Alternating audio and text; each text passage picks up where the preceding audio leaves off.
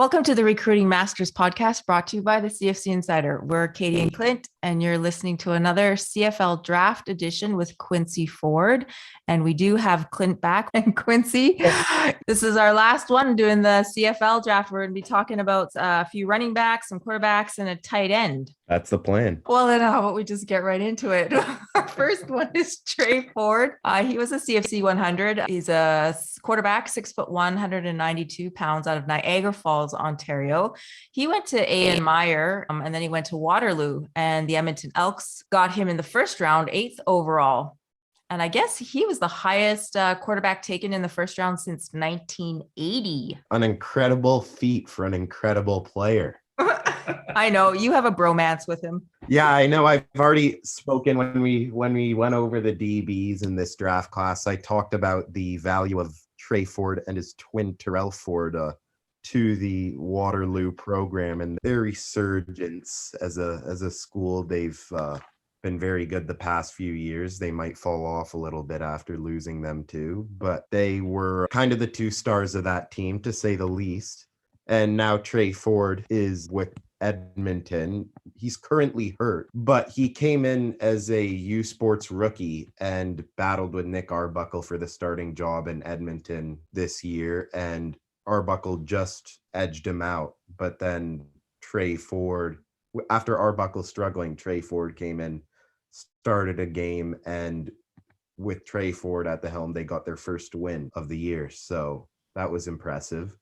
But the deal with him is he adds such an element to your team of being able to run the ball and make plays when the play breaks down. And that's the biggest book on him. And that means I'm not taking anything away from as a passer. He's a guy who has a very special arm, big arm, can make throws off platform on the run, and can also throw from the pocket. I think perhaps his weaknesses relative to some other more polished quarterbacks maybe coming out from down south or whatever their reputation may be, that there's more better quarterbacks coming from down there. Part of that may be Trey Ford working through his progressions and decision making, perhaps a little weaker than some others, but I think that comes with time at playing at a higher level. So Yes. Jumping from U Sports to Pro, he looked flustered in his first game action, but then looked far, far different in the game that he started, looked more settled in and not flustered to play at the level. And that's the kind of progression that'll go on with him through his career, even more so as he learns more. And I believe he will be a starter in the league for multiple years. But watching this guy's highlights, they're just crazy. They kind of speak for themselves. I remember back in what year would it have been? 2018, 18, I want to say, when he took over as starter for Waterloo and threw 27 touchdowns to 2 interceptions is a ridiculous ratio, which he hasn't matched since, despite being still very, very good since. I think he gained respect as a passer, which led to him being very, very clearly the most schemed against player in the entire country. And yes, it wasn't not even remotely close. But that may not have looked as good after that. But I know this year was the Het Crichton winner this year. And I think averaged like 300 passing yards a game and over 100 rushing yards per game. So that puts into perspective the type of rushing and passing ability he has. And obviously, you talk about that rushing ability and you see his elite athleticism from both him and his brother. I'm not even going to bother listing his pro day results because I pretty much did it when I talked about Terrell's 2 weeks ago because they're identical. So, basically. Yeah, they were very good. really good. We'll leave it at that. Very, very, very, very good. Clint, what do you remember about Trey, I guess I can't really say the Twins. I'm so used to saying the Twins because that's how we used to talk about them way back when. I mean, I remember him at A.N. Meyer. He was way up our lists. Yeah, I mean, watching you would see the scores come out, or you would see because he caught so much attention there, they actually would do the scores with the articles and the stats. And it was like he was playing like that very first Madden and he was Bo Jackson. Yeah. Where you could run all over the field and he would just score a touchdown when he wanted to. Yeah. And then I kind of figured it would go well for him and his brother when Coach Bertoya actually got them to go to Waterloo, which actually completely shocked me. So Everybody, that was a that- big splash. That was a big splash. I don't know what Bert did, anyways, but they all ended up there, and they obviously had a career where they've put Waterloo back in a competitive situation while they were there. So hopefully that kind of plays out in the long run. But I remember just being an elite player at every possible level, especially at A.N. Meyer. Like, remember A.N. Meyer was like, where even is that high school? And I think they were okay, like in their region for a couple of years, or they maybe make a splash, but they were unstoppable for like 2 or 3 years. And him and his brother were just like scoring touchdown after touchdown. And then, I mean, Quincy already referenced the 27-2, the interception, correction, the touchdown interception. That was kind of shocking when you first saw that. And you were like, is this the next, like, I don't know, Tracy Ham? For those people who are CFL fans, or don't worry, Katie, I'll tell you later. But way to throw me under the bus, bro. It's okay. To be honest, I'm not following either. I don't know who that is. Out of my age range, perhaps. Okay. So Katie's going to get a history lesson later, and Quincy needs to talk to his dad. On that note, I'm going to end my evaluation of Trey Ford, which is probably one of the better, like, high school players and college players probably in the last decade that like chose to stay and play football in Canada. We're going to move on to Daniel Adeboboye. He's a running back, 5'11", 215 out of Toronto, Ontario. He went down south and played at the prep school, the Hill School in Pennsylvania. Then he went to Bryant, and then the Argos picked him in the second round, 15th overall. He also was a CFC 100, and he did pretty good down in the States for his high school days. What can you tell us about Adeboboye? Yeah, Adeboboye was the Argos second round pick this year to back up Andrew Harris, and we all know who that is, of course. Adeboboye maybe might have actually taken a step back in 2021 from that spring 2021 season. We'll call it the 2020 season. In that season, he was a first team all conference player, rushing for, I think, 111 yards a game or something like that. Jeez. Through that shortened 4-game season there. And at that point, I thought I was even a little higher on him than I was coming into the draft ultimately. Yeah, I thought he'd be like a first round pick, slightly bigger deal than he ended up being, but then came out in 2021 and split the backfield with another familiar name, Fabrice Mukendi, who I know was CFC 100, and he was a freshman. Adeboboye was a senior, and they split the backfield. They were quite the two-headed monster there. I know. For Brian. And in 2021, through 10 games, Adeboboye, little less efficient as a runner, 117 carries, 509 yards, still a pretty good average, but did a little more in the way of catching the ball. So 29 receptions for 171 yards through 10 games.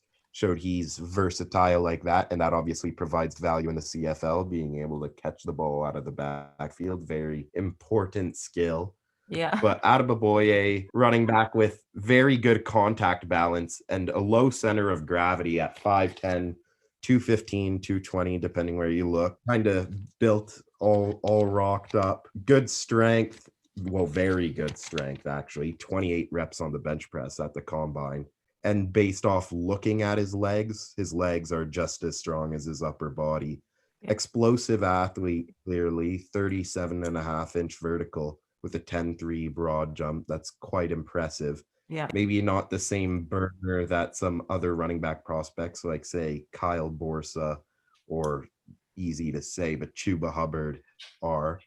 Ran a 4.69 40. More of a explosive guy. Perhaps that long speed is not there, that breakaway speed. Very impressive player, and looking forward to see how his career grows at this level. What do you remember about him, Clint? I just remember a big physical running back. I remember seeing him at the prep school, and then he went to Bryant and had a really good start at the beginning of his career. It was kind of like shocking, a couple different points. But yeah, and then I remember seeing actually seeing him in his pads, and I was like, oh my goodness, he's jacked. as we used to say back in the day, it looks like he was poured into his pads. Not surprising that the Toronto Argonauts would spend a high pick, especially if that's a position where they're going to have Canadians. So unfortunately, I think I would be super frustrated if I was like a sophomore or a junior and I had like a pretty good run and then they bring in a freshman and I have to split carries. That would probably drive me nuts. Has an opportunity to learn from one of the greatest Canadian running backs ever. That's a pretty good deal. Chase Arsenault is next. He is a tight end, fullback, 6'4", 237. He was born in California, Huntington Beach, went to Golden West College, but I think he lived in Canada for most of his time.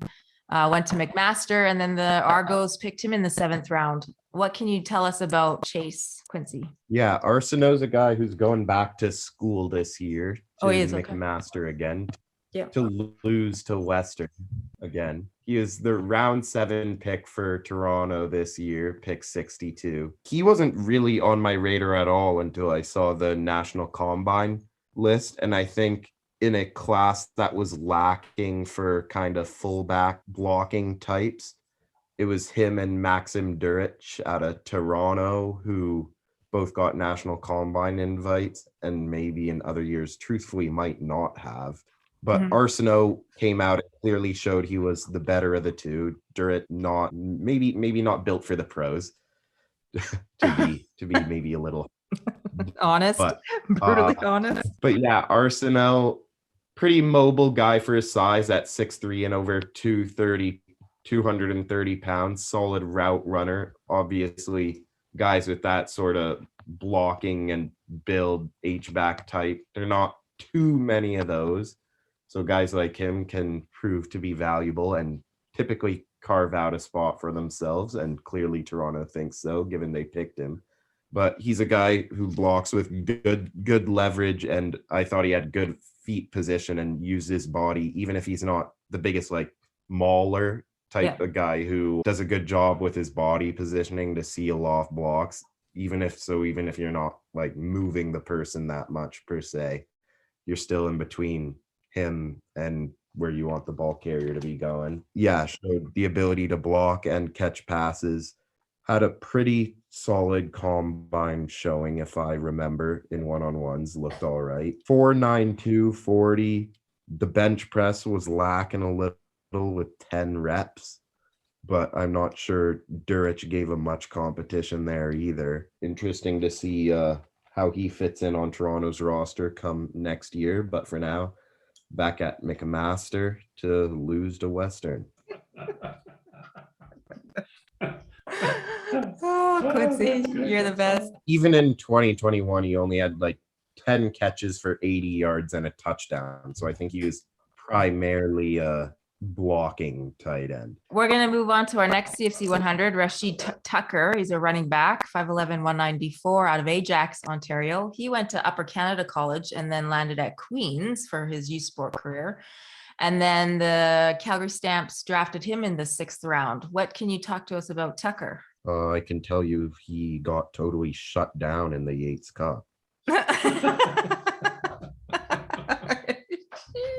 But on a more serious note, he's very good player for that Queens team. Possibly one of the best running backs in the country. This year had it through 9 games, 175 carries, over 1,100 yards rushing. Wasn't used too much as a receiver, but given his speed and quicks, I'd imagine that he could be effective as a receiver. Probably the quickest running back in this class. Well, he definitely is the quickest running back in this class.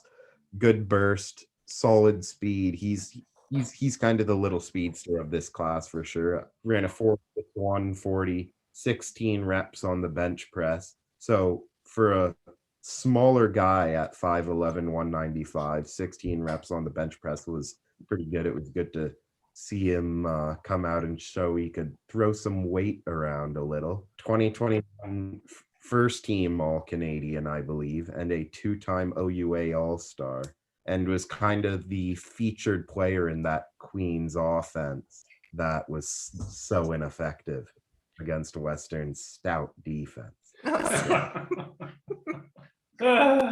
Subjectiveness. I Yeah. like it. What you obviously remember Rashid. Oh yeah, he was a phenom, and then he went to Upper Canada where he had a really good career. And then it wasn't too shocking that he ended up at Queens. Yep. So he with was all your buddies. with all your buddies. He was one of the top running backs coming all the way through, though, all the way through his class and so on and so forth. But it's not overly surprising that he got shut down by that mighty Western Mustangs defense. Maybe Tom Flaxman should work on his run game a bit more. Wow. These summer podcasts are fantastic. That's all you remember about him? What else? He was really good in high school and he had a really good career at Upper Canada College, and I wasn't surprised at all that he ended up at Queens. Got a lot of former OUA all rookies today. I believe we have 3 of our 5 guys were OUA all rookies in their rookie season. A lot of OUA players overall too. 4 out of 5. JP Simakinda is our last player. He's a running back, 6'1", 225 out of Ottawa, Ontario. He played at Canada Prep and then went to U Ottawa, and the Edmonton Elks picked him in the 7th round, and he also was a CFC 100, and he'll be playing with his brother, who was drafted by the Saskatchewan Roughriders last year. Talk to us about Simakinda, Quincy. JP Simakinda has been quite prominent since entering the U Sports ranks. I remember, I believe it was 2018. He started off at Guelph with his brother. And I remember I've watched that 2018 Yates Cup game that was Western against Guelph a handful of times now. Just I don't know why, I just have. And he was their starting running back as a freshman for them. And he's one of those guys who, personally, my least favorite type of running back, like just the big, scary ones. Like I don't feel like tackling them. Like they're just big. And I don't want to do it. But 6 feet 235, those are the worst I think many of them would agree with me. Yeah, JP Simakinda started off at Guelph.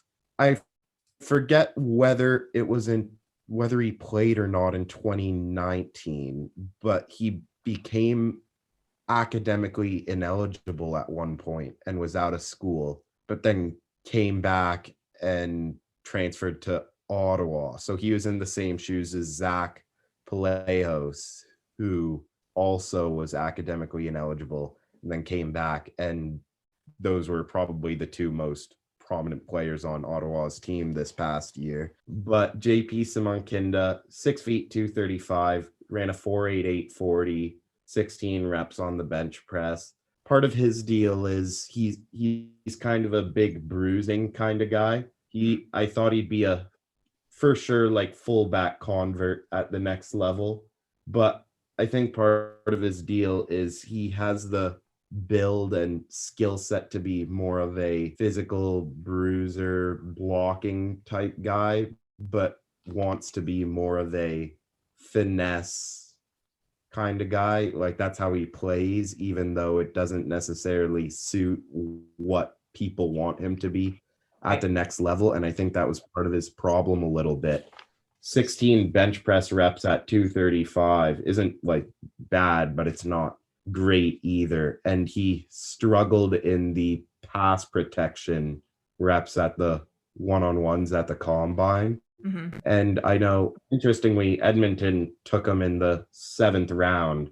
And I remember seeing Chris Jones being Chris Jones. I look at like their preseason depth chart. Like they converted JP Simakinda to like middle linebacker. And that's where he was playing in the preseason. And then he got cut at the end of the preseason. So I don't know if he's going back to school and going to get another chance next year, or if he's fully got cut, or if he'll come back as a linebacker, kicker, knowing Chris Jones, who knows with him. But yeah, JP Simakinda has been quite the player through his U Sports career, although I'm not sure, but I wouldn't be surprised if 2018 was actually his most productive year. And maybe we haven't seen that same ascent or incline that scouts would have liked to have seen over that time. Well, just for the record, the CFL website has him listed at 6'1", 225, just saying. But Clint, what do you remember about him? Because we lost track of him, and then he like reemerged, and obviously. There was a lot of Simakindas at one point. 2 for sure. There might have been even more Yeah, before isn't there a that. bunch Yeah, of them? Elaine Simakinda was D lineman at Guelph, who I'm pretty sure was a 3rd round pick by Saskatchewan in, I want to say, 2020. I thought he was pretty good, but I think he's been a guy who got like released by them and then gets re-signed every time they have players get injured. Like I'm pretty sure he just got picked back up by Saskatchewan after being released by them, like Yeah. this week. I remember all of them. I remember them in high school. I remember when they went to Canada Prep. I don't remember too much about JP here. Most of my thoughts were around his brother who went last year in the draft. So I remember one of them ended up at a JUCO, but I do remember them as far as being like a football family from Ottawa. Like everybody knew about them, and everybody was kind of like thinking they would end up like as scholarship kids, but they always seem to be a little, I don't know, a little short. Not to like bag on anybody, but like we're just a bit of a tweener, so they didn't fit in one part of the puzzle or the other. So the fact that Coach Jones turned him into a linebacker is not completely shocking, because I think Coach Jones only sees athletes. I don't think he sees positions. Just for example, like if you're not a 6'3" corner, you're probably not playing for Coach Jones. So but anyways, that's not too shocking. The whole linebacker kicker thing, that would be kind of interesting, but I remember the football family for sure. And I do remember the name for sure. And he was on our list. Elaine Simakinda was at JUCO. I think he was at New Mexico Military Institute before then coming back up to Guelph. And him and Tavius Robinson together on that defensive line were quite nightmarish for opponents. And yeah, Simakinda, JP, 6 feet or 5'11" and a half isn't too short for the running back spot. But Elaine, I'm pretty sure, is like around the same height. And defensive linemen who are like maybe scratching 6 feet. Yeah, that's a little short. They're just athletic. They're athletic, like thick kids. I could see why a DB would be afraid of him. Like if you came down into the box and tried to enter into a gap and he's coming downhill like on a inside or an outside zone, that would not be fun. But no one on the Western team would think that. No, them gents at Western, they're hardcore, man. Yeah, they would just line up and hit them with their rings. And if they don't do what they're told, Coach Marshall's gonna like, yeah, possibly end their life by the time they make it back to the sideline. Quincy can't say anything because that's his coach. Well, he knows it's true too. Let's say old Coach Marshall could be a little intense at times. That's it for us today. Hope you enjoyed today's episode of the Recruiting Masters, brought to you by the CFC Insider.